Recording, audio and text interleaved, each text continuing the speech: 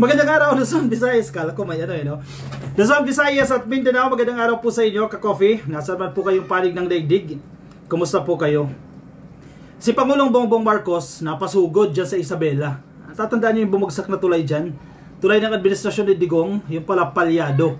At nagsalita si PBBM dito, naku po, tinipid pala. Ang laki na ng budget, 1.2, tinipid pa pala yun. Originally, ang presyo daw niyan, 1.8. Dahil tinipid, ayun. Baka naman kasi, kalahati napunta sa korupsyon. Yang tulay na yan. Ang laki-laki na ng ginastos dyan, palyado pala. O si PBBM, napasugod na dyan. Dapat managot talaga yung dapat managot yun. Administrasyon ito ni Digong panagutin sila dyan sa palyadong tulay na yan. Dahil napakalaki po ng ginastos natin dyan. 1.2 billion pesos tapos siya lang ang ibibigay ninyo. Naku po. Anyway, sige, pakinggan natin agad ka-coffee. Nasa headline ito ng ABS-CBN. Pinuntahan mismo ni PBBM yan napasugod siya dyan kasama yung ilang opisyal ng gobyerno. At pakinggan natin yung kanyang statement dito sa kanyang interview courtesy of ano ito, Miss Kat Domingo, itong video na to. Sige, pakinggan natin. Saglit lang ha.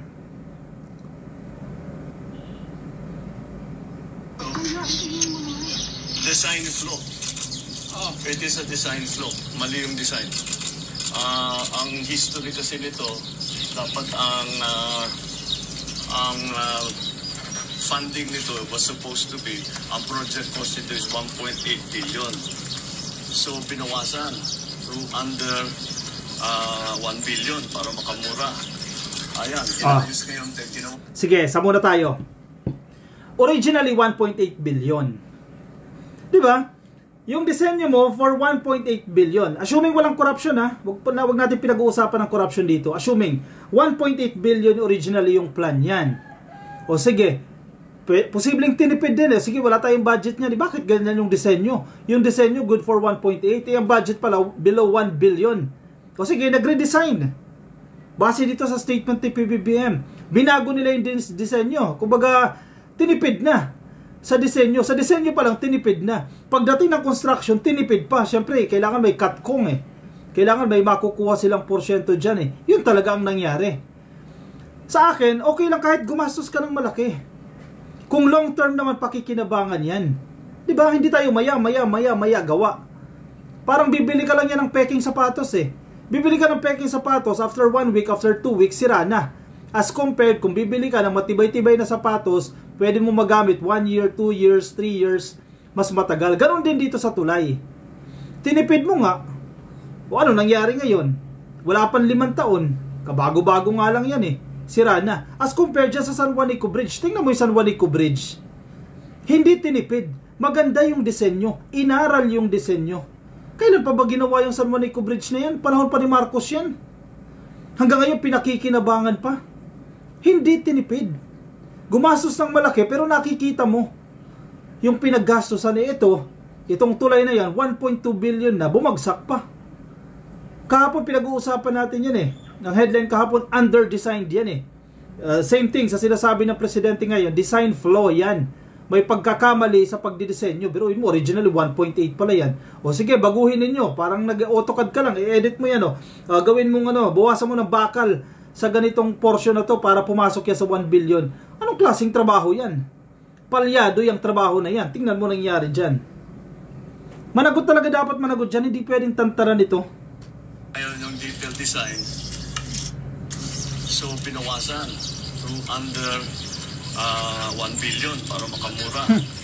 Ayan, inayos ngayon. Ginawa ngayon yung detail design. Design is really weak. Dahil kung tutusin ninyo, this is supposed to be a suspension bridge. Correct. Sabit. Ganyan yung arko na ganyan, tapos yung bridge supportado ng kable. Ito lang ang suspension bridge na nakita ko sa buong mundo na hindi kable. At yan... Correct! Nagtaka rin ako bakit semento yun? Bakit bakal yun? Talino ni PBBM dyan Pero for sure may nagsabi sa kanya na ganyan kasi diba engineer si PBBM, may mga jargons din yan. Pero ang talino dyan, nakakita na kayo ng mga suspended bridge, mga suspension bridge. Diba? Nakabitin. Tama yung pinapunto niya dyan Sa buong mundo. Dito lang tayo nakakita ng ganyang bridge, suspension yung design niya. Pero, imbis na kable, nakita ninyo? Semento. Yung pinakatali niya, semento. Di ba pag ganun? Sana kable yan. Ang problema, semento yung ginamit. Bakal yung ginamit. Bakit nakalusot yan? Di ba? Landmark yan eh.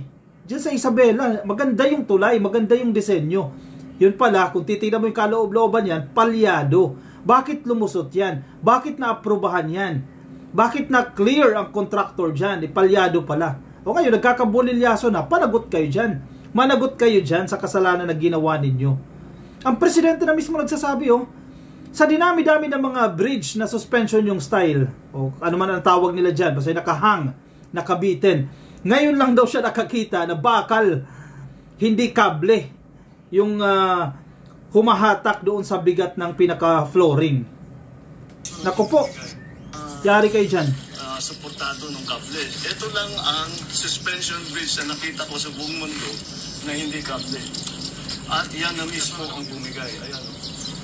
Diyan bumigay yung bakal. Kung kable yan, hindi dapat bumigay yan. Tapos yung pag-anchor nung support, tingnan ninyo, doon lang sa baba.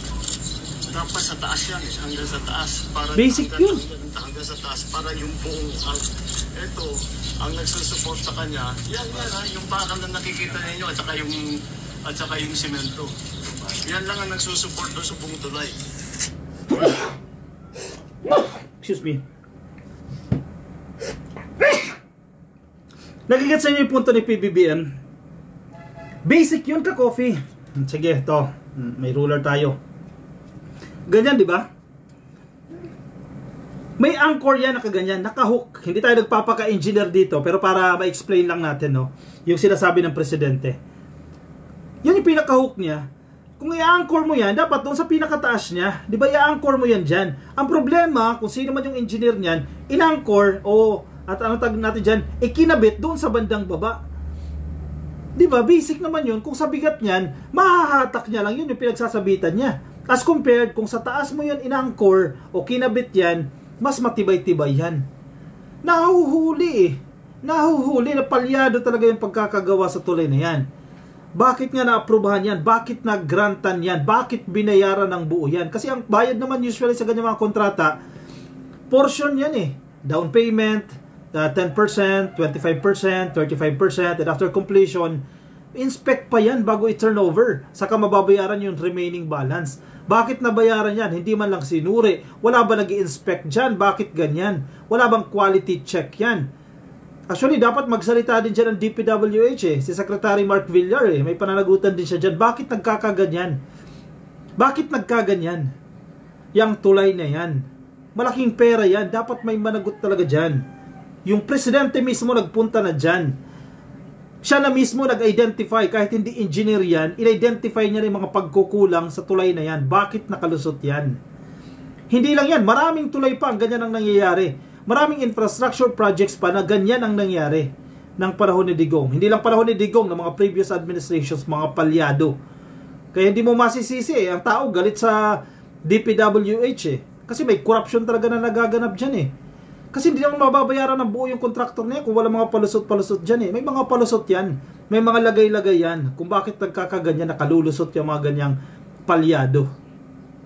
Mahina talagang design dito. Oh. Yan yung bakal na nakikita ninyo at saka yung semento. Yan lang ang nagsusupport doon sa buong tulay. So mahina talagang design dito. Hindi natin malaking nung una pa nga ang ginagawa ito kasi naging umabot 900 million natin yung original na budget, umabot ng 1.2 dahil nag-refit. Bakit nag-refit? Nung nagko-construction pa lang may nakita na gumagalaw na mahina, kaya kailangan balikan at refit.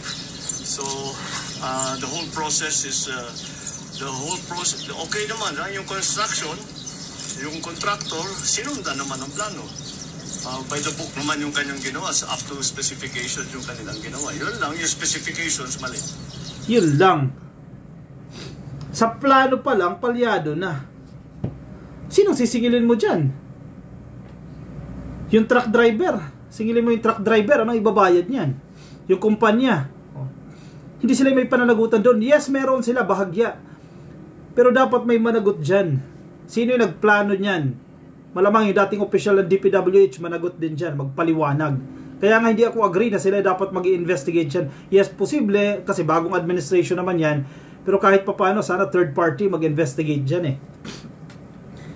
Kasi dapat may managot dyan eh. Malaking pera ito eh. 1.2 billion pesos ang pinag-uusapan natin dito eh. Buti nga ganyan lang yung nangyari. Paano kung mas malubha pa? Paano kung maraming namatay dahil sa insidente na yan? Dapat yung ibang mga projects balikan din eh. Kung ako kay PBBM, pero ayaw natin siya pangunahan dyan. Pero sana, yun nasa DPWH ngayon, ma-realize nila. I-inspect ninyo yung mga infrastructure projects, yung mga tulay, check ninyo. Marami yan, mga palyado pa. Kasi talamak ang korupsyon ng previous administration. Biruin mo yun. Gagastos ka ng malaki. Tapos guguho lang. Sinong matutuwa niyan? Yan yung mga litrato na nagkalat ka coffee online. Pwede nyo i-check yan. Maganda yung tulay eh. Kung titingnan mo, maganda yung tulay eh. Oh. Iconic. Napakaganda ng, ng disenyo.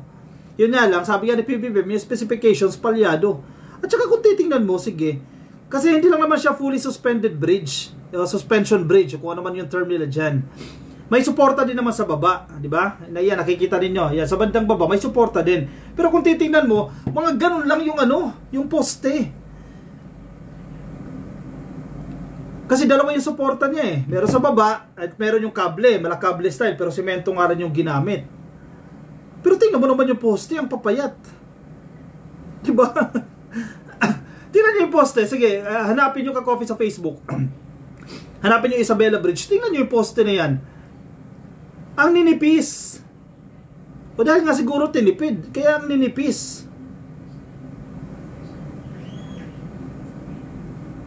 Hindi lang ngayon nangyari yan. Meron pa rin iba. O ito pa. Tingnan ninyo. Ito 2022. Hindi nyo pwedeng ikailato. Nasa News 5 ito. Natatandaan nyo yung tulay na to? Sa Davao City ito, sa Marilog District. Bumigay din yan. May mga korupsyon na nagaganap dyan. Oh. Headline ng ABN News 5 ito. February 18, 2022. 3 ang sugatan matapos bumagsak ang ginagawang concrete bridge sa sitio Kulafu, Barangay Magsaysay, Marilog District, Davao City.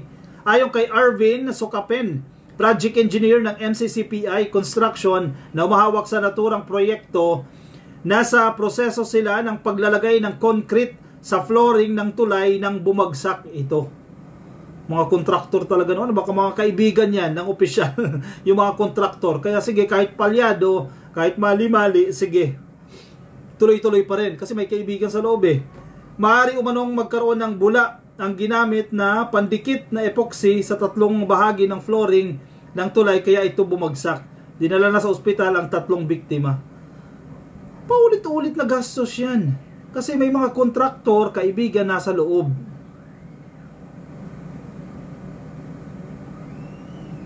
Kailangan talaga managot sila dyan.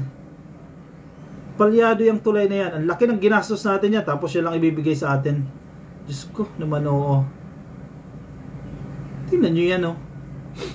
Tingnan nyo yung close-up ka coffee. Makikita nyo kung mako-close up ninyo, no? I suggest punta kayo sarili nyo Facebook, no? Tingnan nyo yung poste. Sa bigat ng nakapatong sa taas, tapos sa poste, sa payat ng poste na yan, kakabahan ka talaga eh. Nasaan ang tibay niyan?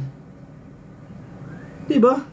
At imbes na yung kable nga, yung susuporta doon sa flooring niya, pinaka-flooring niya, simento ang ginamit. Nakadagdag pa sa bigat yan. Yung simpleng pag-hook nga lang eh. Dapat sa pinakataas ka mag-hook, sa baba siya nag-hook. Anong tibay niyan? Nako. Yari kayo dyan. Hindi kayo tantanan ng presidente niya. Dahil pinuntahan mismo ng presidente eh. Tututukan niya talaga yan eh. Mahiya kayo ngayon. Magpaliwanag kayo ngayon. Kung ako sa inyo dyan kung sino man ang dapat managot dyan, kontraktor, yung mga opisyal ng DPWH, magharap kayo ng pondo. Magkusa na kayo. Sige, sagutin na namin yung kalahating bilyon para sa repair. O kung hindi kaya, 100 million. Sige, itong bahagi yung aming i-reconstruct. Sagutin nyo na.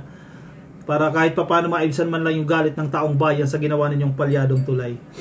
O siya, sige, i-komento ang inyong opinion reaction dyan sa comment section para mabasa po yan ng iba natin mga ka-coffee, yung mga nasa Facebook.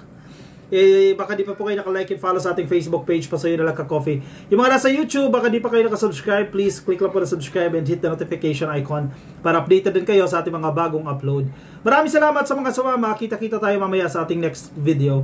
Bye-bye po, ingat kayo ka-coffee, nasaan man po kayong panig ng daigdig. Bye-bye.